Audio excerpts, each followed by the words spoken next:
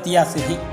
आज दतिया जिले के इंदरगढ़ में कांग्रेस पार्टी के द्वारा संविधान रक्षा विशाल संकल्प सभा का आयोजन किया गया, जिसमें मुख्य अतिथि के तौर पर फूल सिंह बरैया ने दहाड़ते हुए स्पष्ट शब्दों में कहा, संविधान गलत हाथों में है, संविधान सही हाथों में आना चाहिए। एवं सेवड़ा विधायक कुंवर घनश्याम सिंह ने कहा कि आज देश में जिसके हाथ में सत्ता है वह सिर्फ चंद लोगों के लिए काम कर रहे हैं। माना जाए तो सिर्फ अडानी और अंबानी के लिए काम कर रही है सरकार। एवं दतिया में गृह मंत्री नरोत्तम के गृह राज्य में केवल सेवड़ा ही सुरक्षित है। इंदरगढ़ के विषय में बात की जाए तो यहाँ पर बड़े मियाँ तो बड़े मियाँ, छोटे मियाँ भी सुभान अल्लाह। हालांकि उनका ग्रामीण क्षेत्रों में कोई विशेष दबदबा नहीं है, इंदरगढ़ में काफ़ी दबदबा है। एवं सत्ता के बलबूते पर बेईमानी, हिटलरशाही, गुंडागिरी जैसी हरकतें की जा रही हैं। स्पष्ट तौर पर छोटी पार्टियों को वोट देकर भारतीय जनता कोई नुकसान नहीं होगा, इससे तुम्हारा वोट भारतीय जनता पार्टी को मजबूत भी कर सकता है। इसलिए आपके सामने विकल्प के रूप में कांग्रेस है। अगर संविधान को बचाना है तो कांग्रेस पार्टी को लाना है। जहां जहां बीजेपी डबल इंजन में है वहां के हालात बहुत जर्जर हैं। ऐसे ही विचार सेवड़ा क्षेत्र के विधायक कुंवर घनश्याम सिंह ने रखे। डबरा से विधायक सुरेश ने भी अपने विचार रखे। एवं भिंड दतिया से लोकसभा के प्रत्याशी रहे देवाशीष जरारिया ने भी अपने विचार रखे। रिटायर्ड जज बीके जाटव ने भी संविधान के बारे में विस्तार से बताया। विष्णु गुर्जर ने भी भारतीय जनता पार्टी के कार्यकाल को देखते हुए विचार रखे। मंच पर उपस्थित फूल सिंह बरैया, सेवड़ा विधायक कुंवर घनश्याम सिंह, डबरा विधायक सुरेश राजे, भिंड लोकसभा प्रत्याशी देवाशीष, कांग्रेस के नेता पूर्व नगरपालिका अध्यक्ष वर्तमान पार्षद अनार सिंह, नगर अध्यक्ष सोनू पठान, कांग्रेस पार्टी के महामंत्री धीरेन्द्र सिंह राठौर, मोहन सिंह जाटव, जनपद सदस्य अमन सिंह सहित काफ़ी संख्या में कार्यकर्ता मौजूद रहे। दतिया से ब्यूरो रहमत खान की रिपोर्ट। 500 रुपए में सिलेंडर मिलेगा, एकदम 700 रुपए फायदा हुआ कि नहीं हुआ? और मैं आपको बताना चाहता हूँ, इन्होंने कहा हम 1000 देंगे लाडली बहना को, ये तो नकली लोग हैं। लेकिन माननीय कमलनाथ जी ने कहा कि अगर कोई गुंडा चाकू मारेगा तो डॉक्टर भी चाकू से ऑपरेशन करेगा कि नहीं? तो शिवराज सिंह चौहान साहब बीजेपी का 1000 रुपए एक गुंडे का चाकू है, ये वोटों को खरीद रहे हैं। लेकिन माननीय कमलनाथ जी ने कहा कि अगर कोई चाकू से घायल कर दे गुंडा तो हम भी तो डॉक्टर को कहेंगे ऑपरेशन करेगा, तो उससे बड़ा चाकू तो घुसेड़ करके ऑपरेशन करेगा कि नहीं करेगा? वो हमारा 1500 रुपए लाडली बहना के लिए डॉक्टर का चाकू, ठीक 1000 रुपए इनका गुंडे का चाकू और 1500 रुपए माननीय कमलनाथ जी का ये डॉक्टर का चाकू है। और यही नहीं, ऐसे ऐसे कानून बना करके ला रहे हैं। ये दो तो मैंने आपके सामने इसलिए खुलासा कर दिए हैं कि इसके लिए इजाजत थी। इसके बाद किसानों के लिए, मजदूरों के लिए, बेरोजगार बच्चों के लिए, महंगाई बढ़ गई है उसके लिए, किसानों के लिए, बिजली के मामले में ऐसे ऐसे कानून बना करके ला रहे हैं। आप जिस दिन उसको कानून आपके दरवाजे पर जिस दिन आ जाएंगे, मैं आपको बताना चाहता हूं, भारत में 1956 में मध्य प्रदेश बना। मध्य प्रदेश में इतनी अच्छी सरकार कभी नहीं आई होगी जैसी आने वाले 2023 में आने वाली। ये मैं आपसे कह रहा हूं। और मैं खुलासा इसलिए नहीं करूंगा कि वो मैनिफेस्टो लीक हो जाएगा, वो लीक नहीं होगा। उसमें शपथ पूर्वक जो घोषणा की जाएगी वही लीक कर सकते हैं। तो मैंने फिर क्या संकल्प लिया था, मैंने कहा माननीय कमलनाथ जी, निश्चित रूप से आपके नेतृत्व में सरकार बनेगी। और माननीय दिग्विजय सिंह जी ने खुद कहा कि हम सरकार बनाएंगे मिलकर के बहुमत की। तो मुझे मालूम नहीं है कि सरकार कैसे बनेगी। मेरे पास तो कैलकुलेशन रखा हुआ है, मेरे पास तो कैलकुलेशन रखा है। तो सरकार में ऐसी हवा में बातें नहीं कर रहा, न मैं आपके बीच में हवा में बातें करूंगा।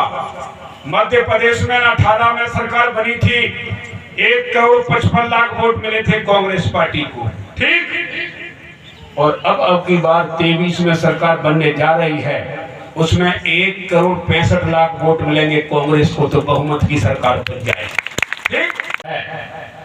तो जिसको ऊंची जाति कही जाती है उस कुर्सी पर ब्राह्मण कभी बेटा बैठता ही है, ठीक है। कितना भी ऊंची जाति का व्यक्ति राष्ट्रपति की कुर्सी पर अगर बैठेगा तो बाबा साहेब अम्बेडकर के कारण उस कुर्सी पर वाल्मीकि का भी बेटा बैठ जाएगा। ये राजनीतिक बराबरी हो गई।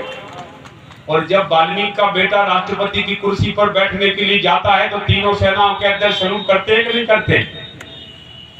ब्राह्मण को भी करेंगे और वाल्मीकि को भी करेंगे क्या नहीं?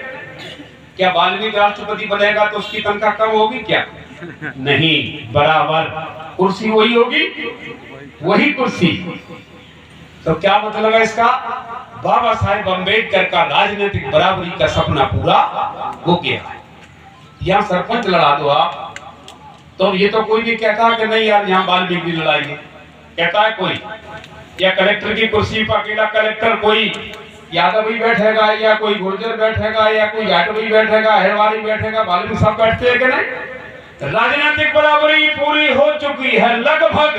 अभी उसमें हिस्सा रह गया है, वो अभी मैं चर्चा नहीं करूंगा, लेकिन ये कह सकते हैं हम कि राजनीतिक बराबरी पूरी हो गई, लेकिन वहीं पर आर्थिक बराबरी पूरी नहीं हुई।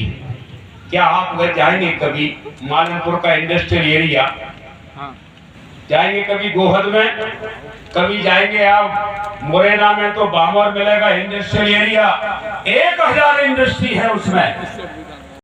150 पूंजीपतियों की पार्टी है पूरे भारत में, 150 लोग हैं। आपके इंदरगढ़ के जो व्यापारी हैं, ग्वालियर के व्यापारी हैं, उनके भी हित में नहीं कर रही है, केवल 150 लोगों के। और सही बात तो है कि केवल 2 के लिए कर रही है, अंबानी और अडानी। हम 2, हमारे 2, नरेंद्र मोदी और अमित शाह अंबानी और अडानी के लिए काम कर रहे हैं और किसी के लिए नहीं कर रहे। तो गरीबों की तो एक विरोधी पार्टी है, लेकिन ये चतुर बहुत हैं, लालच बहुत देते हैं, लक्ष्यदार बातें बढ़िया करते हैं, जनता को फंसा लेते हैं, जनता को कुछ समय के लिए मूर्ख बना लेते हैं। लेकिन अब जनता भी बहुत जागरूक हो गई है। कितनी बार मूर्ख बनाओगे? एक बार बना लिया, 2 बार बना लिया। अब जनता बातों में आने वाली नहीं है। आप बातों में आ जाओगे क्या उनकी? अब तो आप लोगों ने देख लिया क्या है। जैसे नरेंद्र मोदी जी, ऐसे ही शिवराज सिंह, केवल बातें ही बातें, झूठ के अलावा कुछ नहीं, घोषणा के अलावा कुछ नहीं। गरीबों के लिए, दलितों के लिए वो कभी सोच ही नहीं सकते, न सोचेंगे। अब सवाल ये है कि अगर दलितों के लिए, गरीबों के लिए कोई सोच नहीं रहा, सत्ता वाले नहीं सोच रहे, तो कौन सोच सकता है? कौन उनके हित की सरकार बना सकता है? कौन सी पार्टी ऐसी है?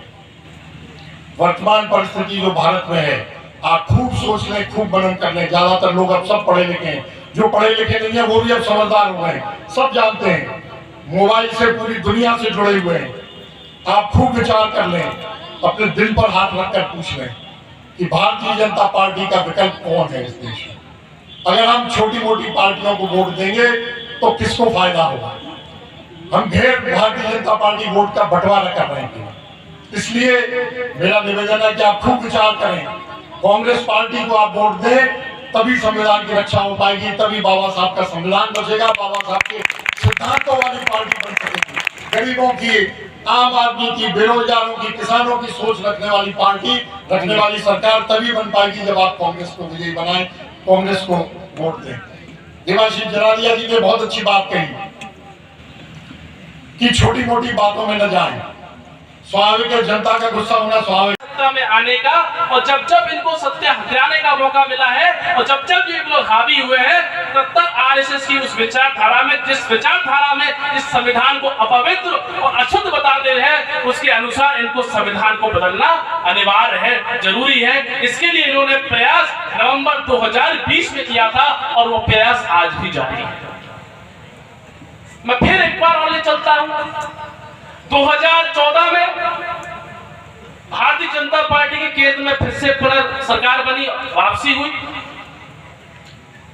2014-15 ये लोग जिस तरह से इन्होंने धीरे धीरे संसाधनों पे और सत्ता पे कब्जा जमाया, 2016 से लेकर 2018 का समय भी बहुत महत्वपूर्ण है। 2016 में एक लड़का होता है साउथ में, रोहित वेमुला। तब तमाम ये नौकरियां कम होना, धीरे धीरे संस्थाओं का बिकना, ये सब चालू हो चुका था 15-16 में। 2016 में सबसे पहला कांड होता है ऊना में कुछ दलितों की पिटाई की जाती है। सब लोगों ने देखा, उसमें बड़ा वायरल था, ध्यान हो कि नहीं हो, पर ऊना में दलितों की पिटाई सरेआम की जाती है। ये घटना गुजरात की होती है और इससे अचानक से देश में एक उबाल आ जाता है, देश में विरोध प्रदर्शन चालू हो जाते हैं।